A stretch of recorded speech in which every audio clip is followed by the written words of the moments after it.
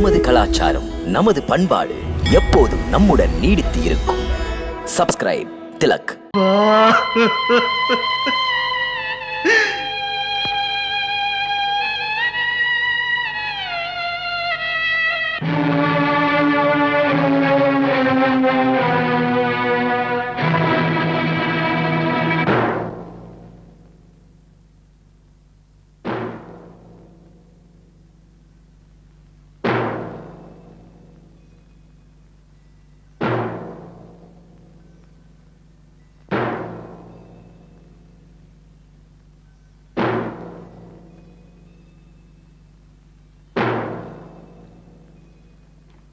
அக்கா,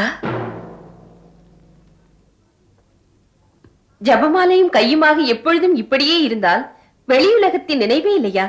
கொஞ்சம் அங்கு வந்து பாருங்களேன். அயோத்தி நகரமெங்கும் ஆனந்த தீப அலங்காரங்கள். எனக்கும் தெரியும், அயோத்தி நகரமே உறங்கவில்லை. வெடிந்ததும் ராமனின் ராஜ்யாபிஷேகத்தை காணும் இன்ப நினைப்பில் மக்கள் எல்லாம் வருங்கால மன்னனுக்கு வாழ்த்திசை பாடுகிறார்கள். நேரில் பார்ப்பதற்கு சற்று மாளிகை வாசலுக்கு வாருங்கள். என்னை போலவே கண்டு மகிழுங்கள். இல்லை சுமித்ரா, இந்த சமயத்தில் மைந்தன் ராமனின் நன்மைக்காக விஷ்ணு ஜபம் செய்ய வேண்டும். சூரியோதயத்துக்கு முன்னால் நான் 1,00,000 ஜபம் செய்து ஆரத்தி எடுக்க வேண்டும். அங்கே ராஜ்யாபிஷேகத்துக்காக செல்லும் முன் ராமன் வருவான். வரும்போது அவனுக்கு விஷ்ணுவின் திருவடிகளை தொட்டு பிரார்த்தித்து திலகம் வைப்பேன். மற்றவர் பார்வை அவனை தாக்காதிருக்க, திருஷ்டி படுமென்ற எண்ணத்தை நீக்க. சுமித்ரா, ஆரத்தி எடுக்கும்போது வந்துவிடு. கைகையே, உன் காலை பிடித்து கெஞ்சுகிறேன், உன்னை கும்பிடுகிறேன். ராணி, ராணி, கொஞ்சம் யோசி, கொஞ்சம் வளைந்து கொடு. பூங்காற்று புயலாகலாமா? பெண்மையின் மென்மைதானே தாய்மை, அது எங்கே? நீதானே ராமனுக்கு தாயனும் சால பறிந்து ஊட்டியவள்.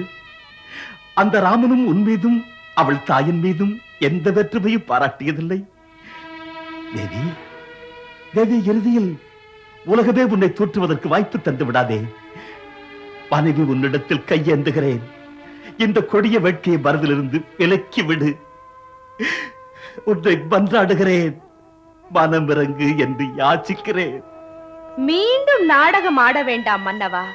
தர்மமோ அதர்மமோ, நியாயமோ அநியாயமோ, மைந்தன் என் பரதன் நலனை கருதித்தான் சொல்லுகிறேன். ராமன் வனவாசம் போவதை தவிர மாற்று ஏற்பாடு எதற்கும் என் மனம் ஒப்பாது. ஒப்பாதென்றால் என் மரணம் தப்பாது. சந்தர்ப்பவாதி, சாகசக்காரி. சூரியன் இல்லாமல் இந்த உலகம் இருக்கும், தண்ணீர் இல்லாமல் மீன்களும் இருக்கும். ஆனால் ராமன் இல்லாமல் தசரதன் உயிர் நிற்காதடி. வாக்குறுதி வானில் பறக்கட்டும். ரகு வம்சத்தில் நீங்கள் பிறக்கவில்லையே. அந்த வம்சத்தார் வாக்கினை காப்பாற்ற தமது உயிரையும் வழங்கினார்கள். ஒரு புறாவின் உயிரை மீட்பதற்காக தம் சதையை வெட்டி தந்தார் சிபி மன்னர். அப்படிப்பட்ட ரகு வம்சத்திலே நீங்கள் பிறக்கவில்லை. நாடு புகழும் அந்த வம்சத்திற்கு நீங்கள் தான் கேடு. கைகேயி, ஜீவநாயகி என்று நினைத்தேன். இதுதான் பரிசா? ராணி, ராணி, தகாத இந்த ஆசையால் நாசத்திற்கு வழி திறக்கிறாய். நாசத்திற்கு வழி திறக்கிறாய். நாசம் வந்தால் வரட்டுமே, நாடகங்கள் முடியட்டும். இன்று ராமன் வரம் செல்லத்தான் வேண்டும். அடி கொலைகாரி, குடிகேடி, இதை உன் வாய் சொல்லவில்லை, இந்த தசரதனின் விதி சொல்கிறது. தசரதனின் நேரம் சொல்லுகிறது. தசரதனின் காலம் சொல்லுகிறது.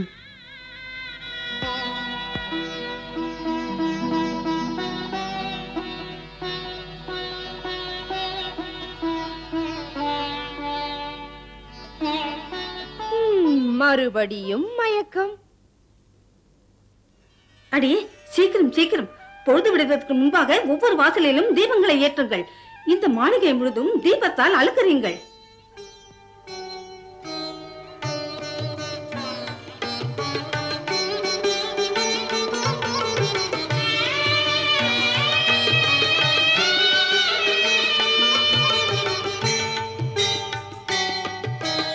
வாழ்க வேந்தன் வாழ்க எழுக, வாழ்க வேந்தன் வாழ்க எழுக, மன்னவா எழுக எழுக, வாழ்க வேந்தன் வாழ்க.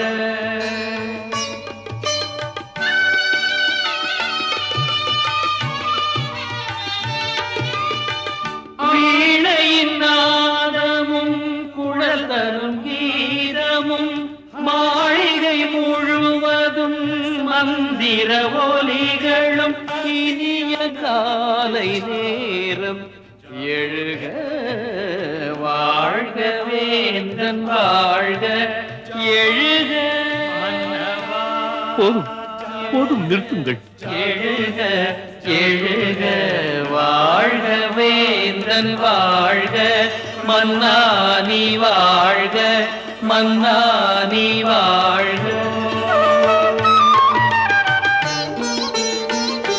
மன்னவரின் கட்டளை, பாடுவதை நிறுத்துங்கள்.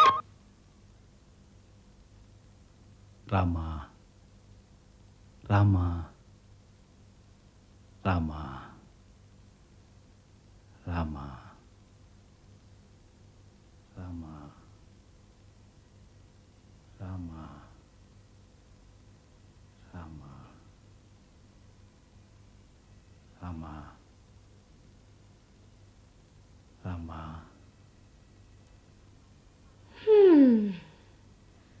மன்னவா, இப்படியே இருப்பதா? தரையின் மீது இப்படியே கிடந்து பித்தனை போல் புலம்பாதீர்கள். பொழுது விடிய போகிறது. புத்துணர்வோடு எழுந்திருங்கள். அரசரை போல அரியணை மீது அமருங்கள். அமைச்சர் குழுவினர் வரப்போகிறார்கள். உங்கள் முடிவு மாறியிருப்பதை சொல்ல வேண்டாமா? உங்களைத்தான். மன்னவா, எழுந்திருங்கள். ராம் ராம் ராம்.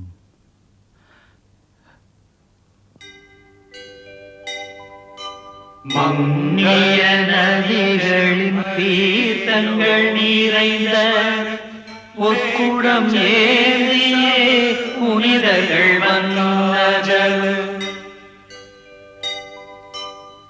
வீதியெல்லாம் மக்கள் பூமழை பொழிந்தனர். விஜயராமன் மொழி சூட்டிட வாழ்ந்தினர். அங்கே தீர்த்த குடங்களே அங்கே வையுங்கள். நீங்கள் இங்கே உட்காருங்கள். நீங்கள் எப்படி உட்காருங்கள்? உட்காருங்கள். குருதேவா, வாருங்கள் சுமந்திரரே.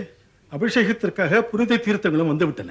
இன்னொரு பக்கம் மற்ற ஏற்பாடுகளும் நடந்து கொண்டிருக்கிறது குருதேவா. அது சரி, மன்னர் இன்னும் ஏன் வரவில்லை? சென்று அறிந்து வாருங்கள் சுமந்திரரே. நிச்சயித்தபடி பூச நட்சத்திரத்தில் அபிஷேகம் நடக்க வேண்டும். அதனால் அனைத்திற்கும் முதலாக மன்னருக்கு அக்னிஹோத்திரம் செய்ய சங்கல்பம் செய்விக்க வேண்டும். அதன் பிறகே முறைப்படி ராஜசபைக்கு செல்ல வேண்டும். ராமனுக்கு செய்தி அனுப்புங்கள். ராமனும் சீதையும் ஆயத்தமாயிருந்து நாம் அழைக்கும் போது இங்கே வர வேண்டும். உங்கள் ஆணைப்படி குருதேவா. வெல்க வெல்க சூரிய குலத்திலகரே, மகாராணி கைகேயிக்கும் வெற்றி உண்டாக.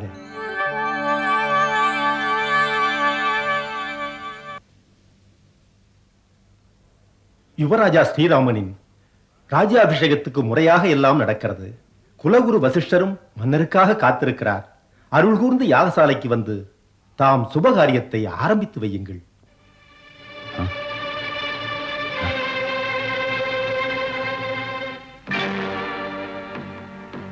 சுமன் சுமன்.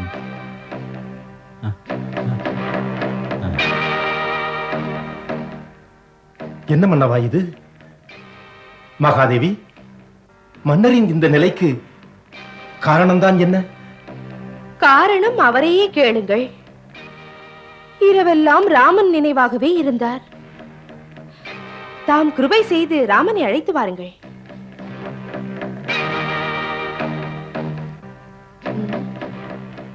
என்ன சுமந்தரரே, சென்று ராமனை அழைத்து வாருங்கள். எப்படி மகாதேவி?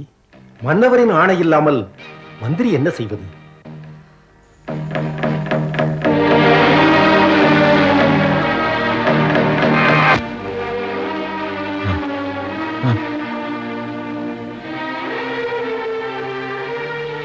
ராமனை அழைத்து வாருங்கள்.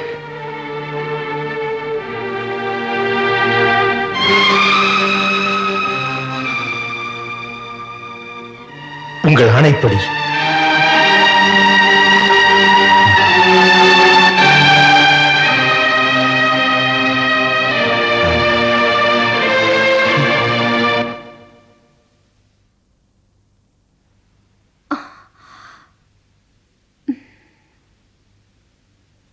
எதை பற்றிய சிந்தனை சீதா? ஒன்றுமில்லை. உங்களுடைய முடிசூட்டு விழாவை கற்பனை கண்களால். இல்லை, வேறேதோ சிந்திக்கிறாய், சொல்லத் தயங்குகிறாய். மகிழ்ச்சிக்குரிய இந்நாளில் தாங்கள் முடிசூடிய பிறகு, தங்களால் மணிமுடி பெருமை சூடிய பிறகு அயோத்தி மக்களுக்கு உரிமையாகி விடுவீர்கள். பின்பு உங்கள் மீது எனக்கென்ன இருக்கிறது? இத்தனை பெரிய அரசரின் மாமன்றத்தில் உங்கள் சீதைக்குரிய இடம் எது பிரபு? உன்னுடைய இடம் என்றும் ராமனின் இதயம்தான். உங்களை கேட்கவில்லை, மன்னராகும் அந்த ராமச்சந்திரனை கேட்கிறேன். உனது இந்த கேள்வியே உன்னுடைய ராமனை சந்தேகிக்க வைக்கிறது. ராமன் அரியாசனத்தின் மீதென்ன, தர்பாசனத்தின் மீதென்ன, எங்கிருந்தாலுமே என்றும் சீதை இல்லாமல் ராமன் இல்லை. யுவராஜருக்கு ஜெயம் உண்டாகட்டும். என்ன சுனந்தா? மகாமந்திரி முக்கியமான செய்தியுடன் காத்து கொண்டிருக்கிறார். உடனே சந்திக்க விரும்புகிறார்.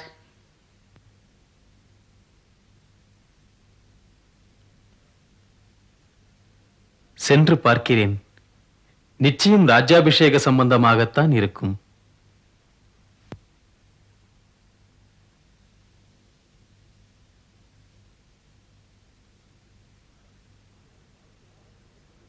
வணக்கம் சுமந்திரரே. வாழ்க புகழோடு யுவராஜா, திசையெட்டும் பெயர் நிலைக்க வாழ்க. மன்னர் என்னை உங்களிடம் அனுப்பி வைத்தார். குறிப்பாக ஏதாவது? ஏதோ விசேஷ செய்தி இருக்கலாம். மன்னர் அவர்கள் இதுவரை தேவி கைகேயின் அந்தப்புறத்தில் இருக்கிறார். ஏனோ மகாராணியாரே உங்களை அங்கே வரச் சொன்னார்கள். தந்தை நலன்தானே? மகாராணி கூப்பிட்டார்கள். அமைச்சர் சொல்கிறேன். நல்லது. என்ன இது? இன்று தாங்கள் ராஜ சிம்மாசனத்தில் அமரப்போகிறீர்கள். அதனால் மன்னர் குல வழக்கப்படி சில ராஜ மரியாதைகளின் வரிசைப்படி இந்த குடைநிழலில் தான் செல்ல வேண்டும். இனி தாங்கள் மன்னரை பார்க்க செல்லுங்கள். நான் யாகசாலை செல்கிறேன். வணக்கம்.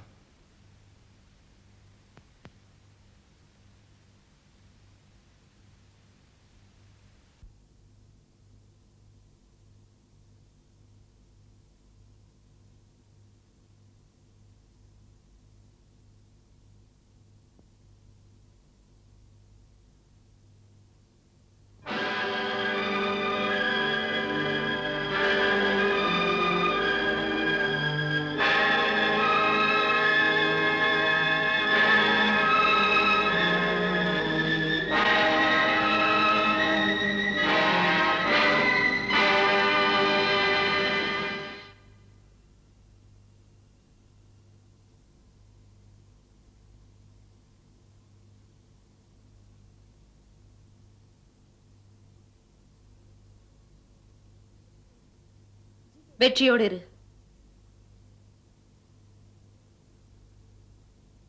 தந்தையே, உங்களுடைய கட்டளை கிணங்க உங்கள் ராமன் உங்கள் சந்நிதியில் வந்து நிற்கிறேன். பணி செய்ய காத்திருக்கிறேன்.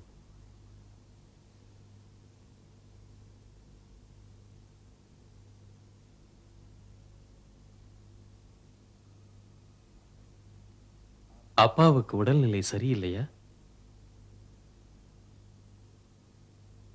பேசாதிருக்க காரணம் என்ன? அவருக்கு துயர் எதனால் தாயே? மாளிகை வைத்தியரை அழைக்கவா? இந்த நோய்க்கு மருந்து ராஜ வைத்தியரிடம் இல்லை, அது இருப்பது உன்னிடம். புரியவில்லை தாயே. மன்னரின் நோய்தான் என்ன? உன்னிடத்தில் பாசம், உன்னிடத்தில் ஆசை. அதனால் தான் இன்று சூரிய வம்சத்தின் சிறந்த புகழுக்கு சிறுமை சேர்க்க துணிந்து விட்டார். மாதா, மன்னிக்க வேண்டுகிறேன். மன்னர் அவர்களை தாங்கள் நியாயமின்றி பேசுவது உகந்ததல்ல. பண்புள்ள என் தந்தை கிணையான இன்னொருவர் இந்த பூமண்டலம் எங்கிலும் யாரும் இல்லை. அவர் லட்சியவாதி, அவர் சத்தியவாதி. அவர் கீர்த்தி இன்று மூவுலகிலும் புகழ் பெற்றிருக்கிறது. அவர் அவருடைய இந்த மைந்தனுக்காக தவறானதொரு ஆசைக்கிரையாகி சூரிய வம்சத்தின் கீர்த்தியை குறைக்க மாட்டார். அப்படித்தான் செய்ய துணிந்து விட்டார் உன்னுடைய வீர தீர தந்தை அவர்கள். மனம் ஒப்ப மறுக்கிறது. தந்தையே, ஆண்மையில் சிங்கம் போன்ற நீங்கள் ஆழ்ந்த மௌனத்தில் இருப்பது அழகல்ல. ராமனிடம் ஒளிக்காமல் சொல்லுங்கள் உங்கள் விருப்பங்களை. என்னை மைந்தனாக கருதாது ஒரு நண்பனாக நினையுங்கள். அன்போடு சொல்வீர்களே, ராமா, நீ என் நண்பன் என்று மன்னரின் துயர் தீர்க்க என் உயிரையும் தருவேன்.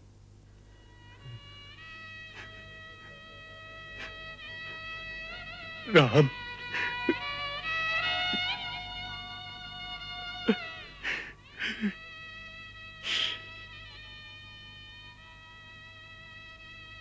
மாதா, தாங்களும் மனவேதனையோடு இருக்க காரணம் என்ன? இருவரின் துயரமும் நீங்குவதற்கு செய்ய வேண்டியது என்ன? முதலிலேயே சொன்னேனே, நீ சம்மதிப்பதை பொறுத்து இவருடைய துயரம் நீங்க வழி கிடைக்கும். மாதா, ராமனிடம் சந்தேகமா? அப்பாவின் ஆணையை மதிக்காமல் இருப்பேனா? பிரச்சனையின் நிலை அது. மாதா, இந்த ராமனை பாசத்தோடு பரிவோடு வளர்த்தீர்களே, ராமன் மேல் ஏன் இந்த சந்தேகங்கள்? மன்னிக்க முடியாத குற்றம் இழைத்திருக்கிறேன். அதனால் தான் மன்னவரும் மௌனமாக இருக்கிறார். மாதாவுக்கும் என் மேல் சந்தேகங்கள். இல்லை ராமா, எனக்கு நன்றாக உன்னை தெரியும். வாய்மையே உனது வாழ்வு என்ற மன்னருக்கு என்னம்மா? அம்மாவே என்னை சந்தேகித்தால் ராமன் தன் தோலை உரித்து செருப்பாக்கி உங்களுக்கு போடுவான். பிள்ளை இடத்தில் அம்மாவுக்கும் எல்லா உரிமையும் உண்டு. தந்தையார் பேசத் தயங்கினால் அவர் சார்பிலே அம்மா சொல்லுங்கள். பிரச்சனைகள் தீர்ந்தால் போதும். சொல்லுங்கள் என்று நீ கேட்பதால் சொல்கிறேன். இந்த மன்னவர் எனக்கு 2 வரங்களை தந்தார். அவைகளை நீ தேவைப்படும் போது கேட்கலாம் என்றார். நான் இன்று அவரிடம் அந்த 2 வரங்களை கேட்டேன். அப்பாவுக்கு இப்போது வரம் தருவதற்கு பிள்ளை பாசம் குறுக்கே வந்து மறைக்கிறது. அதை தர மறுத்தால் வாய்மையும் நேர்மையும் சிரிக்குமே என்று தயங்குகிறார். அயோத்தி மன்னர் இந்த தர்ம சங்கட நிலைமையினால் உண்மை நிலையை உன்னிடம் சொல்வதற்கு வெட்கப்படுகிறார். அந்த 2 வரங்கள் என்ன மாதா? முதல் வரம், உனக்கு பதிலாக பரதனுக்கு பட்டாபிஷேகம். அடுத்த வரம், துறவிக் கோலத்திலே உனக்கு 14 வருடங்கள் வனவாசம். மாதா, இந்த சிறிய பிரச்சனைக்கு இத்தனை விவாதங்களா? இது பெருமைக்குரிய வாய்ப்பல்லவா? ஒரே நேரம் அம்மாவின் ஆசைகளை, அருமை தந்தை வழங்கிய வரங்களை செயலாக்கும் பேரு எந்த ஒரு மகனுக்கும் கிடைக்காத பேரல்லவா? பரதனுக்கு ராஜ்யத்தை அளிக்க ராமனுக்கு யாருடைய ஆணையம் தேவையில்லை. அவனை போன்ற அன்பு தம்பிக்கு மனப்பூர்வமாக ராமன் அதை தருவான். அடுத்து வனவாசம். முன்னர் செய்த புண்ணியத்தின் பலன்தான் உங்கள் விருப்பமாக எழுந்து பிறர்க்கரிய வாய்ப்பினை தருகிறது. அங்கே ஞானத்தில் பழுத்த மகான்கள் முனிவர்களின் தரிசனம் பெறுவேன். அந்த தரிசனத்தால் புத்துணர்வு புலனடக்கம் பெறுவேன். அம்மா, மகத்தான நன்மைகள் அல்லவா தேடி வருகிறது. மன்னரின் ஆணைப்படி நடத்தல், மாதாவின் ஆசைப்படியே என் தம்பிக்கு ராஜ்யம் தருதல், நான் துறவு பூண்டு வனம் செல்லுதல். மங்களம் தருபவள் மாதா சீதை, மன்னவன் ராமனின் அன்பு போதை.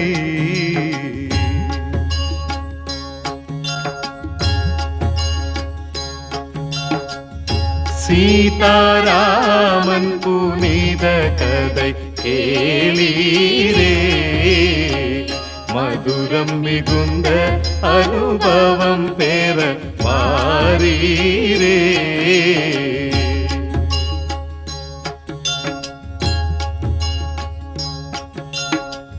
கருத்துகள் நிறைந்திடும் காவியம் காணீரே, கடமை பண்பின் உயர்வே